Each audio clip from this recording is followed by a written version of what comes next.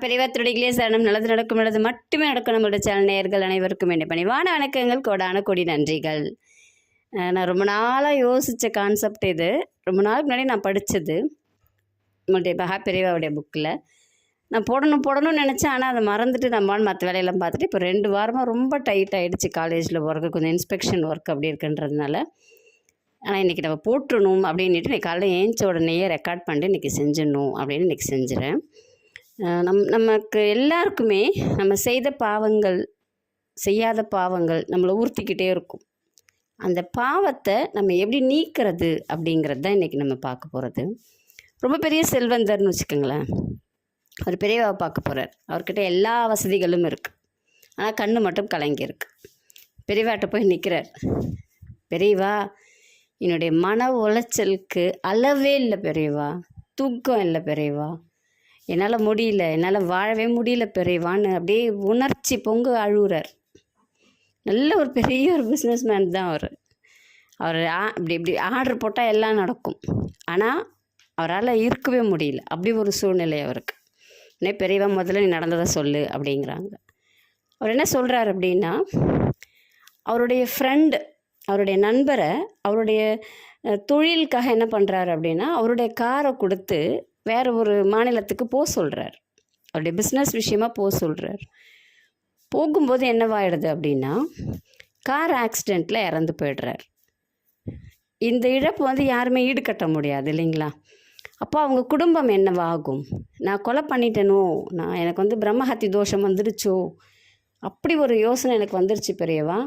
அவங்க குடும்பத்துக்கு எல்லா பொருளாதாரமாக எல்லாமே நான் செய்கிறேன், ஆனாலும் எனக்கு மன உளைச்சல் அதிகமாக இருக்குது, நான் என்ன பண்ணுறது அப்படின்னு சொல்லிட்டு அழாத குறையாக பெரியவா கிட்ட கேட்குறாரு.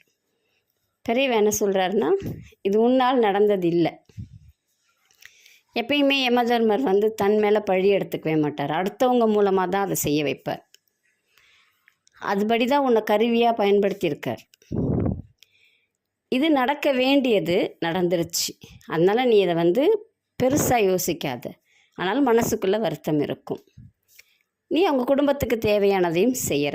இப்போ நீ உனக்காக நீ என்ன செஞ்சின்னா, இந்த குற்ற உணர்வுலேருந்து வெளியில் வருவ, உன்னுடைய தோஷங்கள்லேருந்து நீ வெளியில் வர முடியும், பாவங்கள் போகும் அப்படின்னு சொல்லிட்டு பெரியவா என்ன சொல்கிறாங்கன்னா, தினம் தினம் சிவன் கோயிலுக்கு போயிட்டு வா. காலையில் எந்திரிச்ச உடனே பசுவுக்கு புல்லோ பழமோ ஏதாவது ஒன்று பசுவுக்கு கொடுத்துட்டு வா. தினம் நீ பசுவுக்கு கொடுக்க உனக்கு தோஷங்கள் எல்லாம் தானாக விலகும் அப்படின்னு சொல்லிட்டு பெரியவா சொல்கிறாங்க.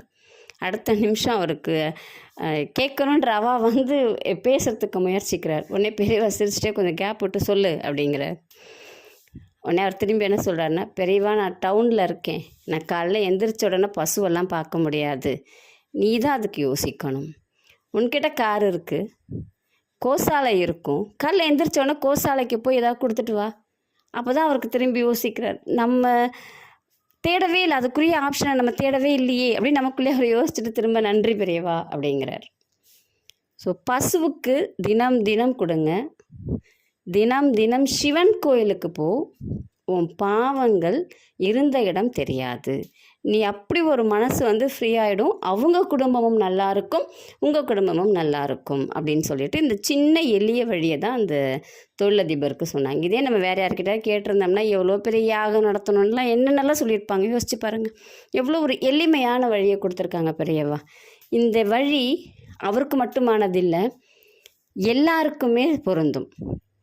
சிவன் அப்படிங்கிறவரை அழிக்கக்கூடிய கடவுள்னு சொல்லுவோம். நம்மக்கிட்ட இருக்கக்கூடிய தீயதை, பாவங்களை, தேவையில்லாததை, அதனால தான் நீங்கள் பிரதோஷத்துக்காவது கோயிலுக்கு போங்க, உங்களுடைய தோஷங்கள் நிவர்த்தியாகும், உங்களுடைய பாவங்கள் நிவர்த்தியாகும். போகிறோமா, நம்மளால் முடிஞ்சதை கொடுக்குறோம். சிவன் நம்மக்கிட்ட கேட்கலை, நம்மளுடைய ஆத்மார்த்தத்துக்காக, நம்மளுடைய சந்தோஷத்துக்காக நம்ம செய்கிறோம். கண்டிப்பாக உங்களுடைய பாவங்கள் இருந்த இடம் தெரியாமல் போகும். ரொம்ப எளிமையான வழி, செய்து பலனடையுங்கள். எதையும் கேட்காதீங்க, எனக்கு இதை கூட அதை கூடன்னு கேட்காதீங்க. உங்களுடைய கடமையை மட்டும் செய்யுங்கள். அவர் உங்களை குழந்தையாக பாவித்து உங்களுக்கு தேவையானது அத்தனையும் கொடுப்பார். சிவபெருமானை தினமும் முடிந்த அளவுக்கு போய் பாருங்கள்.